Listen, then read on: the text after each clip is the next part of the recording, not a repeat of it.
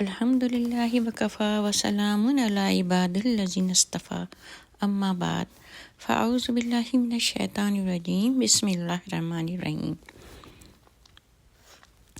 مسند احمد کی روایت ہے، الطہور شطر الایمان، پاکیزی نصف ایمان ہے، طہارت نصف ایمان ہے۔ اسی طرح اللہ تعالیٰ نے قرآن پاک میں سورہ بقرہ میں فرمایا، اپنے آپ کو نماز کے لیے مزین کرو۔ اب مزین سے کیا مطلب ہے؟ سجاؤ، سنوارو۔ اور اللہ تعالیٰ کا کہنا کہ سجانا اور سنوارنا سے مراد یہ ہے کہ پاک صاف ستھرے ہو، تمہارے کپڑے اچھے ہوں۔ صرف یہی نہیں ہے کہ آپ کے جسم پہ الطہور شطر الایمان سے ہم نے شاید یہ مطلب لے لیا ہے کہ بس پاکی اور ناپاکی، یعنی کوئی گندگی نہیں لگی ہو کپڑے پہ، چاہے ہمارا کپڑا مہینوں پرانا ہو، 3-4 دن پہنا ہوا پرانا، ہفتہ بھر کا، یا ہم کچن میں کام کر رہے ہوں، گرم مسالوں کی اور ہلدی کی اور مرچوں کی بو آ رہی ہے، لیکن ہم دھڑ سے اٹھے، نماز کا وقت ہوا، وضو کیا، نماز پڑھ لیا، یا جیسے بھی کپڑے ہوئے، باہر گلیوں میں سڑکوں پہ کام ہو رہا ہے، نماز کا وقت ہوا، لوگ دوڑ پڑے، جا کے نماز پڑھ لی مسجد میں۔ وہ کہیں پہ مجبوری ہے، وہ الگ بات ہے کہ مجبوری کی وجہ سے ٹائم نکلا جا رہا ہے پڑھ، لیکن اگر آپ سہولت سے اپنے کپڑے بدل سکتے ہیں، صاف ستھرے ہو سکتے ہیں، تو اس کو مزین کرنے کو کہا۔ یہاں پہ پاکی ناپاکی کی بات نہیں ہے، ورنہ یہ سوچنا کہ صرف پاک رہنا ہے، کیونکہ ہم میں سے بہت سے لوگ صرف یہ ذہن میں رکھتے ہیں کہ چیزیں ناپاک نہ ہوں۔ کچھ لوگ تو ناپاکی کا خیال ہی نہیں کرتے، لیکن کچھ لوگ اس پہ چلتے ہیں، عمل کرتے ہیں شریعت پہ کہ آپ کو ناپاک نہیں ہونا ہے، آپ ناپاکی کی حالت میں نماز نہیں پڑھ سکتے، اور ناپاکی کی حالت میں زیادہ وقت نہیں گزار سکتے، اللہ تعالیٰ ناراض ہوتا ہے، بستر پاک صاف ہونے چاہیے، کھانے پینے کی چیزیں پاک صاف ہونے چاہیے، گھر پاک صاف ہونا چاہیے۔ تو اس کا مطلب یہ نہیں ہے کہ آپ صرف پاک اور ناپاک رکھیں، آپ کو یہ بھی دیکھنا ہے کہ گندا نہ ہو، میلا کچیلا نہ ہو، صاف ستھرا نظر آئے۔ اس طرح ابن حبان سے روایت ہے، تنظفوا فإن الاسلام نظیف، یعنی صاف ستھرے رہو، کیونکہ اسلام صاف ستھرا مذہب ہے۔ یہاں آ کر بہت شرمندگی ہوتی ہے، اور غور کریں تو بہت شرمندگی کا باعث ہیں یہ باتیں کہ ہم حدیثیں پڑھتے ہیں، ہم قرآن پڑھتے ہیں، قرآن میں ہمیں کہا گیا ہے کہ صاف ستھرے رہو، پاک رہو، پھر صاف ستھرے رہو، اپنے آپ کو مزین کرو نماز کے لیے۔ اب ایک شخص 5 وقت نماز پڑھ رہا ہے، یعنی ہم ہر مسلمان کو پڑھنا چاہیے نا، 5 وقت ہم نماز پڑھ رہے ہیں، عبادت کر رہے ہیں، اور پھر بھی ہم ہی وہ قوم ہے جو سب سے زیادہ گندے نظر آ رہے ہیں۔ کتنے لوگ ہیں جو بہت زیادہ صاف ستھرے رہتے ہیں؟ آپ دیکھیں، آپ بازار نکل جائیں، باہر گلیوں میں نکل جائیں، بے شمار لوگ ایسے نظر آئیں گے جو پسینے میں ڈوبے ہوئے ہیں، یا خواتین ہیں کہ عبائی بھی پہنے، برقعے بھی پہنے، صاف ستھرے بظاہر کپڑے لیکن پسینے کی بو آ رہی ہے، یا کپڑے میلے ہیں۔ ایک طبقہ تو یہ ہے کہ فیشن میں اتنا آگے بڑھ گیا کہ وہ دن میں 3 جوڑے بدلنے پر بھی ان کی طبیعت سیر نہیں ہوتی، اور گھر جو ہے جوڑوں سے بھرے ہوئے ہیں، 100 200 300 جوڑے، پھر بھی ان کی حوث پوری نہیں ہو رہی، 10 جوڑے جوتوں کے ہونے چاہیے، ہر 4 دن بعد ان کو نئے برانڈ کے سوٹ ہونے چاہیے۔ یہ ایسے بھی لوگ ہیں، لیکن یہاں پر مقصد، یہاں پہ تو ایک ریاکاری ہے، دکھاوا ہے، جس کو ہمارے اسلام نے بالکل پسند نہیں کیا۔ اسلام ہمارا سادگی چاہتا ہے، لیکن ہمارا اسلام جو ہے، ہمارا دین ہے، سادگی میں صفائی ستھرے چاہتا ہے۔ اللہ تعالیٰ قرآن پاک میں بار بار کہتا ہے کہ اپنے آپ کو کلین رکھو، صاف رکھو۔ جس طرح انسان کا دل ہوتا ہے نا، جب انسان کی ظاہری صفائی ہوتی ہے تو وہ دل سے بھی منسلک ہو جاتی ہے، باطن میں بھی صفائی آنے لگتی ہے۔ اس طرح جب باطن صاف ستھرا ہوتا ہے تو خود بخود آدمی کا دل چاہتا ہے آپ خوشبو لگائیں۔ نماز پڑھنے کے لیے پرفیوم تو ہم بہت لگاتے ہیں، گھر سے نکلے تیار ہو گئے، پرفیوم لگائے، اور خاص طور پہ خواتین، عورتوں کو تو منع کیا گیا ہے کہ باہر اگر آپ کا گزر بازار میں ہے، یا آپ ایسی جگہ سے گزر رہی ہیں جہاں مردوں کا ہجوم ہے، تو پرفیوم کی خوشبو لگانے کے لیے منع کیا گیا ہے۔ عورتوں کے کپڑوں سے اتنی تیز خوشبو نہیں آنی چاہیے کہ دوسرے مردوں کو محسوس ہو۔ ہاں، آپ خوشبو لگائیں، عورتوں کی محفل میں لگائیں، گھر میں لگائیں، گھر میں صاف ستھری رہیں، اور اپنی نماز پہ جب بیٹھیں، نماز کے ادا کریں، تو اس وقت آپ کے جسم سے خوشبو آ رہی ہو۔ صرف وضو کر لینا نماز کا حصہ، وضو کے بغیر تو نماز ہی نہیں ہوتی۔ نماز آپ نے پڑھ لی تو اس کا مطلب یہ نہیں ہے کہ آپ نے اس کو سب کچھ خوبصورتی سے ادا کر دیا. نماز کے لیے ضروری ہے کہ آپ اپنے آپ کو مزین کریں، صفائی ستھرائی کریں. جب آپ وضو کر کے آئیں، آپ کے بال بکھرے ہوئے نہ ہوں، آپ کے کپڑے میلے نہ ہوں.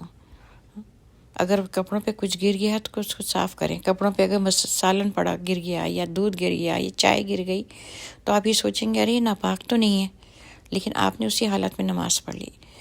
آپ کی نماز تو ہو گئی، لیکن وہ نماز خوبصورتی سے نہیں ہوئی. اگر آپ نماز کی خوبصورتی چاہتے ہیں، نماز کی خوبصورتی سے مطلب یہ نہیں کہ ظاہری خوبصورتی اور اللہ تعالیٰ آپ کے اوپر فدا ہو جائے گا کہ یہ ان کی نماز اچھا خوبصورتی کے ساتھ کپڑوں سے ہوئی. مطلب یہ ہے کہ پاک صاف ہوں، برا نہ لگے، رحمت کے فرشتے قریب آئیں. آپ شاور ضرور لیں، صرف وضو ہی نہیں کرنا ہے.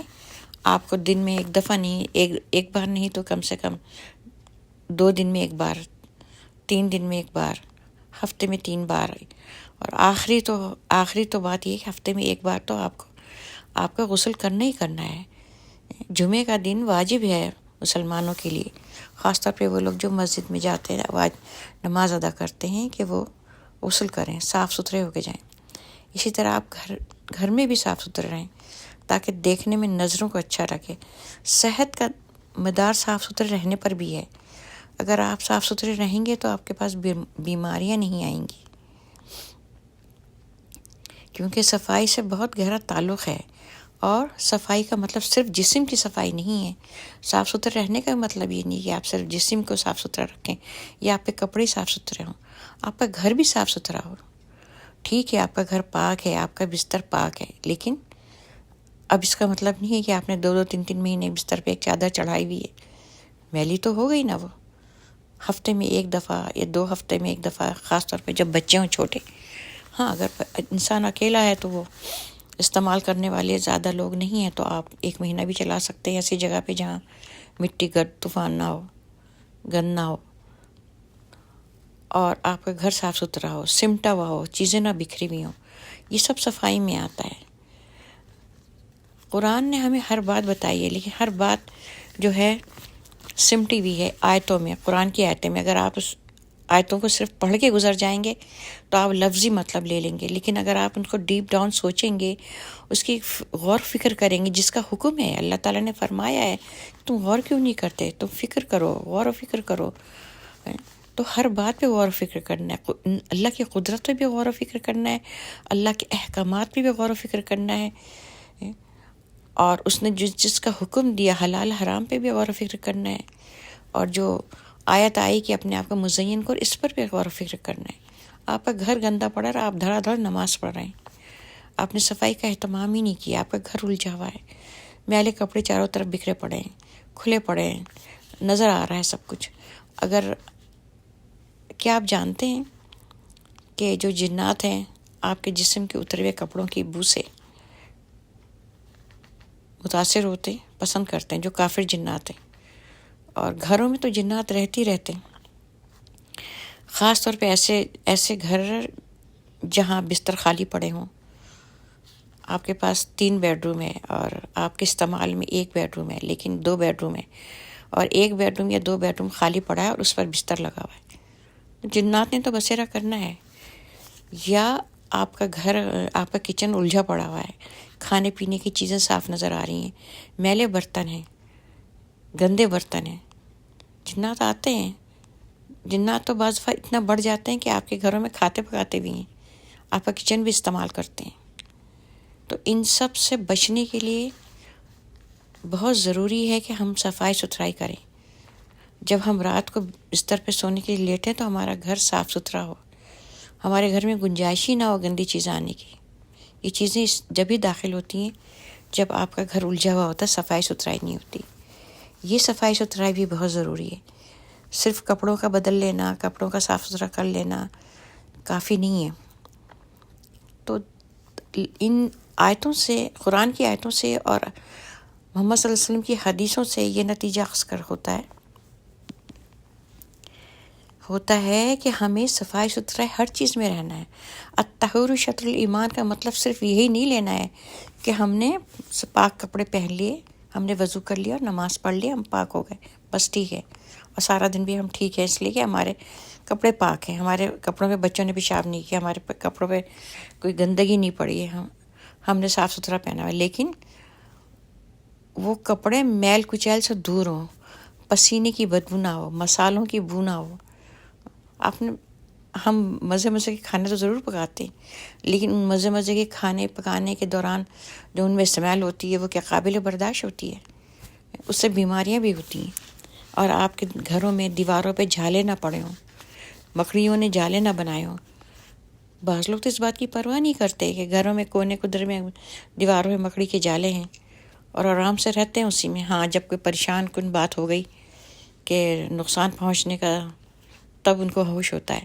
یا گھروں میں چھتوں پہ پنکھے لگے ہوئے ہیں، وہ مٹی سے ہٹے ہوئے ہیں، ان کی صفائی ضروری ہے. چیزیں سلیقے سے ہوں، بکھری بھی نہ ہو. بچوں کے کھلونے، یہ الگ ایک ٹاپک ہے. بچوں کے کھلونے جو ہوتے ہیں، خاص طور پہ اسٹف کھلونے، جانوروں کی شکلیں بنی ہوئی گڑیا چیزیں، اب تو کارٹون کی بھرمار ہو گئی ہے. تو یہ سب چیزیں جو ہے رات جب سوئیں تو ڈھک دیں، کو کور کر دیں. ایسی چیزیں آپ کے گھر میں ہیں تو خاص طور پہ جن پہ آنکھیں بنی ہوئی ہیں، شکل بنی ہوئی ہے، اس کو کور کر کے سوئیں، ورنہ یہ چیزیں ان میں داخل ہو جاتی ہیں. گندے جنات ان کے اندر، شیطانی چیزیں ان کے اندر داخل ہو جاتی، پھر اس سے آپ کے گھر میں ذہنی پریشانیاں ہوتی ہیں، جسمانی بیماریاں ہوتی ہیں.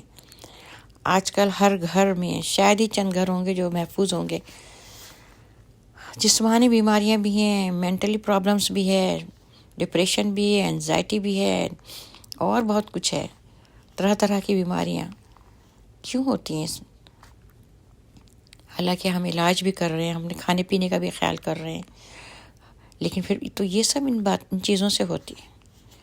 جسم سے اترے ہوئے کپڑے، جسم سے اترے ہوئے موزے، یہ سارے نا صاف ستھرے جگہ چھپا کے رکھنا چاہیے. اور گھروں میں پھیلے ہوئے میلے جوتوں سے مطلب ہے جو آپ جوتے چپل پہنتے ہیں، وہ ڈھیر نہیں ہونا چاہیے ان کا. آپ جو استعمال کر رہے ہیں روزانہ وہ کریں، اور وہ صاف ستھرے رہیں، ڈھک کے رکھیں، اور ایسی جگہ حفاظت سے رکھیں کہ جہاں کوئی غلط چیز ان پہ نہ آئے. یا کوئی ایسا شوز کا پیئر جو پڑا ہوا ہے برسوں سے، اس کا استعمال نہیں ہے، یا ہم کبھی کہیں جا رہے ہیں تو وہ ایسے کچھ سینڈل یا جوتے استعمال کر رہے ہیں، ان کو آپ باکس میں رکھیں، چھپا کے رکھیں. اس میں چیزیں داخل ہوتی ہیں، آپ کے جسم کا پسینہ اس میں لگا ہوتا ہے. اور خاص طور پہ میلے کپڑوں کی بہت احتیاط کی جائے. جنات، آپ کو پتہ ہے کہ جادو کرنے میں سب سے زیادہ جو ہاتھ ہوتا ہے جنات کا ہوتا ہے. جنات کے ذریعے جادو کیے جاتے ہیں، اور یہ جو میلے کپڑے ہوتے ہیں نا، ان کے ذریعے بہت ہوتا ہے. ان کی صفائی کا اہتمام کریں. میلے کپڑے گھر میں رہنے نہیں دیں. میلے تولیہ، خاص طور پہ موزے، انڈر ویئر، بنیانیں، یہ سب چیزیں اوپر ہونی نہیں چاہیے. چھپا کے رکھیں اور فوراً دھوئیں. برسوں پڑے ہوئے، مہینے میلے کپڑے پڑے ہوئے، الجھے ہوئے پڑے ہوئے، کمرہ الجھا ہوا ہے، آپ کے بچے جہاں سوتے ہیں اس کا یہ دھیان رکھیں کہ بستر کے نیچے چیزیں نہ ہوں. اس میں نا جہاں بیکار کے باکس پڑے ہوتے ہیں، چیزیں پڑی ہوتی ہیں، ان کے اندر بری جو کیفیات ہوتی ہیں وہ آتی ہیں، بری چیزیں آتی ہیں ان کے اندر، اثرات ہوتے ہیں. ہر چیز کے اندر اثرات آ جاتے ہیں. سادگی کیوں کہا گیا؟ اسلام ہمیں سادگی کا درس کیوں دیتا ہے؟ بس ایسے ہی دیتا ہے. ایک شخص کے پاس پیسہ ہے، وہ کیوں نہ گھر کو سجائے، لیکن منع کیا گیا نا دیواروں کو زیادہ سجانے سے. تھوڑا بہت چلے، کچھ رکھ لیا آپ نے. بہت زیادہ شو پیسز گھر میں رکھنا، بہت زیادہ سجانا، بہت بھاری بھاری کرٹن دیواروں پہ، کھڑکیوں پہ ڈالنا، یہ سب کو منع کیا گیا. اس کو فضول خرچی کہہ کے منع کیا گیا ہے. لیکن اس کے پیچھے ایک لاجک ہے، اس کے پیچھے یہی چیزیں ہیں.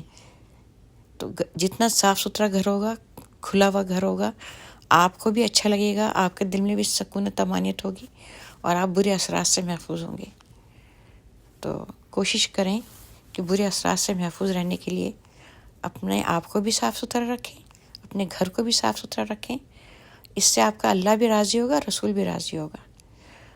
خاص طور پہ ایسے گھر جہاں قرآن کی تلاوت ہوتی ہو، عبادت ہوتی ہو، وہاں تو ایک نورانی چیزیں ہوتی ہیں، نور آتا ہے.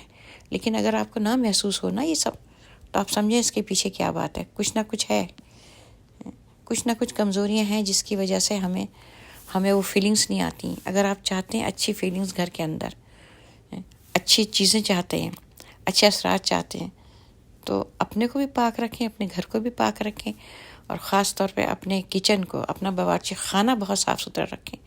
اور باتھ روم کا تو کچھ سوال ہی پیدا نہیں ہوتا، وہاں تو گندی چیزیں ہوتی ہیں، تو ان میں احتیاط رکھیں کہ کھلی ہوئی کوئی چیز نہ ہو، بظاہر صاف ستھرا ہو، سجاوٹ نہ ہو، سادہ ہو لیکن صاف ستھرا ہو. امید ہے آپ لوگوں کو یہ میری چھوٹی سی معمولی سی بات سمجھ میں آئے گی، اور اس کے پیچھے بہت گہرائی ہے، سمجھنے کی بات ہے، آسان لفظوں میں بیان کیا.